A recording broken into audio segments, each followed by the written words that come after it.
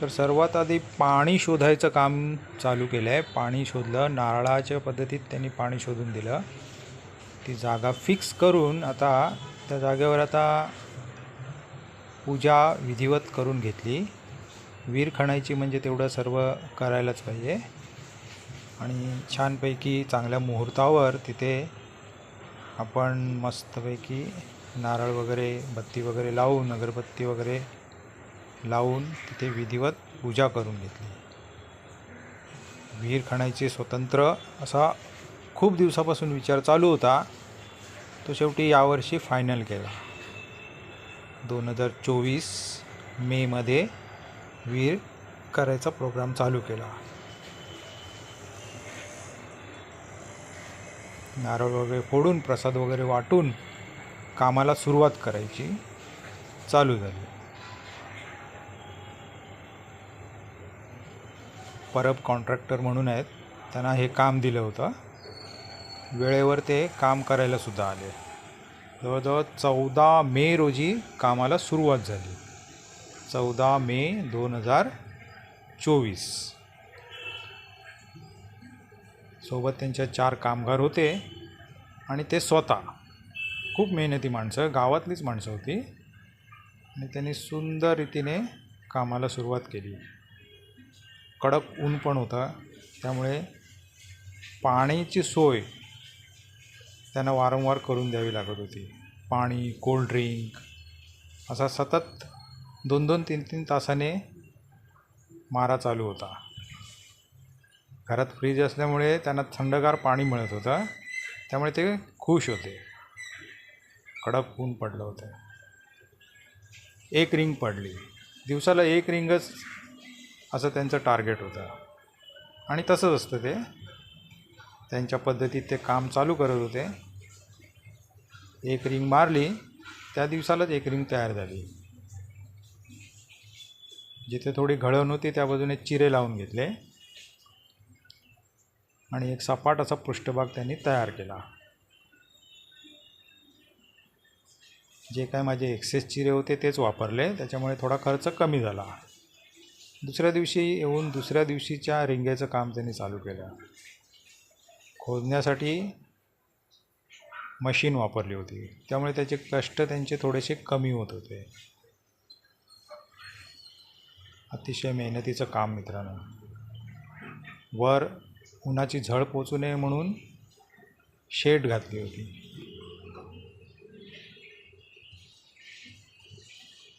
एका विशिष्ट पद्धतीत त्यांनी रिंग टाकण्याचं काम त्यांचं चालू होतं. शिगा वगैरे टाकून भक्कम अशी रिंग तयार होते.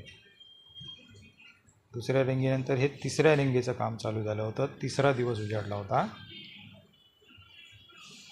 हे स्वतः कॉन्ट्रॅक्टर आहेत परब म्हणून. जातीनं स्वतः लक्ष देऊन ते काम करतात. 4थ्या रिंगीनंतर आता 5व्या रिंगेचं काम चालू झालं. 5वी रिंग पडली आहे. जसं जसं खाली जावं तसं तसं माती काढण्याचं काम थोडं कष्टदायक होतं. मग त्याने हे अशा प्रकारे जुगाड बनवलं, राड बनवला आणि ते माती वर खेचत होते. खाली खोदून वर माती खेचायची. असं मेहनतीचं काम त्यांचं होतं.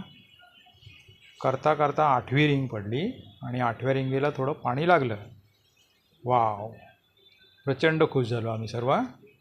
चला, ॲटलिस्ट पाणी लागलं एकदाचं. पाणी लागलं की कसं बरं वाटतं, म्हणजे आपल्या काम सफल झालं असं आपल्याला जाणवतं. म्हणजे आपला उद्देश सॉल्व झाला. आता पाणी लागलं मेमध्ये म्हटल्यावर अजून 2 रिंगा मारायचं काम त्यांनी सुरू केलं. म्हणजे मे महिन्याच्या शेवटपर्यंत पाणी असणार आता आपल्या विहिरीला. पण नंतर जसं पाणी लागतं तसं मातीबरोबर पाणीसुद्धा काढायचं एक मोठं काम त्यांना जास्तीचं करायला लागतं. जेवढं हाताने शक्य होईल तेवढं त्यांनी सुरू केलं हाताने काढायला. पण नंतर हळूहळू पाण्याचं प्रमाण वाढत जातं आणि मग बादलीने पाणी काढणंसुद्धा अशक्य व्हायला लागतं. मग तेव्हा पंप बसवण्याचा निर्णय होतो.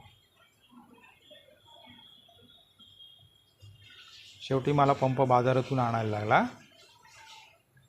आणि सबमर्जिबल पंपच घेतला विकत. तो टाकायचा आम्ही ठरवलं आणि तो पंप कनेक्शन करायला माणसं आली. कनेक्ट करून त्यांनी पंप विहिरीमध्ये उतरवला. आता भरभर पाणी काढून अजून 2 रिंगा टाकण्याचं काम सुरू केलं.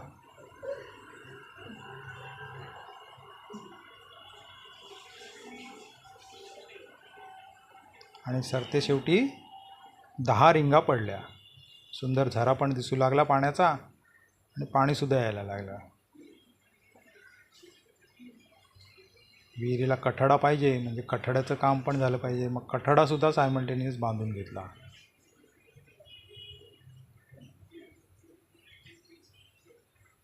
अशा प्रकारे विहिरीचं बांधकाम पूर्ण झालं. माझा आनंद गगनात मावेनासा झाला. आपलं घर, आपल्या स्वतःची विहीर, असं काय असलं की एक थोडा वेगळाच आनंद आपल्या मनामध्ये येतो. लागलीच पायऱ्यासुद्धा बांधून घेतल्या.